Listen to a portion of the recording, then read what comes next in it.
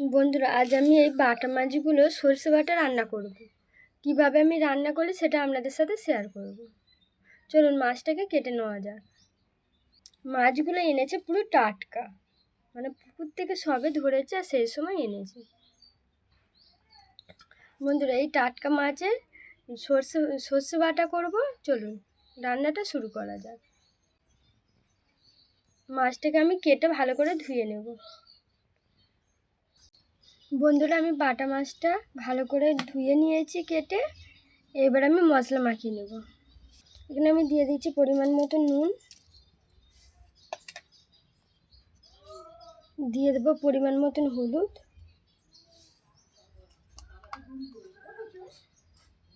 দিয়ে দেবো পরিমাণ মতন লঙ্কা গুঁড়ো।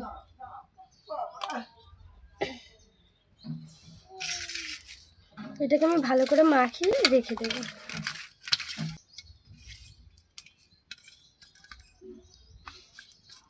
মাখিয়ে 30 মিনিটের জন্য রেখে দেবো। তারপরে আমি ভেজে নেব। বাটা মাছগুলো আমি মশলা মাখিয়ে রেখে দিয়েছিলাম। 30 মিনিট হয়ে গেছে, এবার আমি ভেজে রান্না করে নেব। আমার কড়া গরম হয়ে গিয়েছে, আমি এবার পরিমাণ মতন তেল দিয়ে নিলাম। আমার তেলটা গরম হয়ে গিয়েছে, এবার আমি মাছগুলো ভেজে নেব।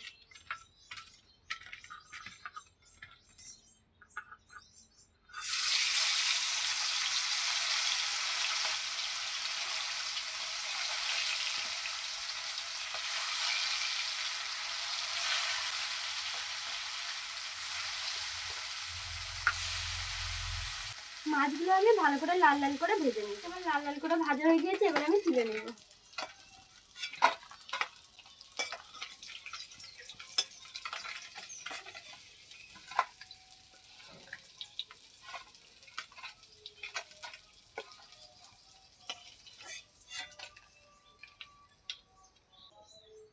আমি কিন্তু আর তেল দেবো না, কড়াতে যেখানে তেল আছে ওই তেলটাই রান্না করবো আমি।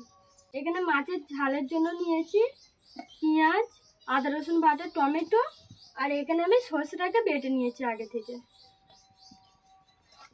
এখানে দিয়ে দিচ্ছি পেঁয়াজ কুচি, টমেটো কুচি আর আদা রসুন বাটা।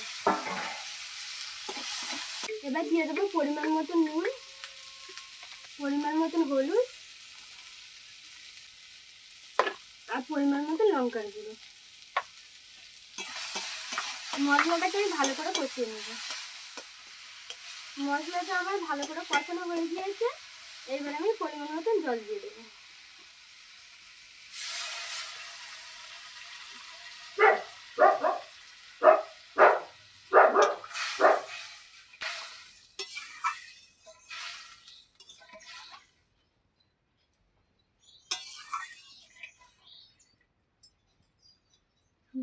ঝোলটা আমি 2 মিনিট ফুটিয়ে নেব। ঝোলটা আমার ভালো করে ফুটে গিয়েছে, এবার আমি মাছগুলো দিয়ে দেবো।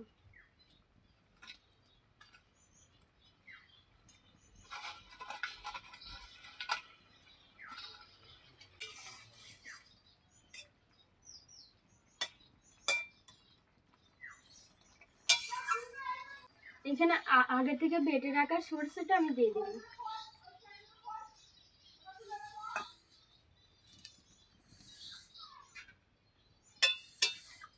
বেশি না, 5 মিনিট এবার ফুটিয়ে নেব। মাছের ঝালটা হয়ে গিয়েছে, এবার আমি গরম মশলা দিয়ে দিলাম, দিয়ে আমি নামিয়ে নেব।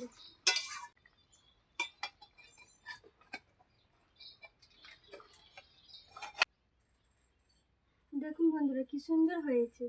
আপনাদেরও যদি ভালো লাগে এরকমভাবে রান্না করবেন আর খেয়ে জানাবেন যে কেমন হয়েছে। অবশ্যই কমেন্ট করে জানাবেন। আর চ্যানেলটির পাশে থাকবেন, সাবস্ক্রাইব করবেন এবং আপনাদের কি কি রান্না দেখতে চান সেটা আমাকে কমেন্ট করে জানাবেন, তাহলে আমি সেই রান্না করে আপনাদের দেখাবো। নমস্কার বন্ধুরা।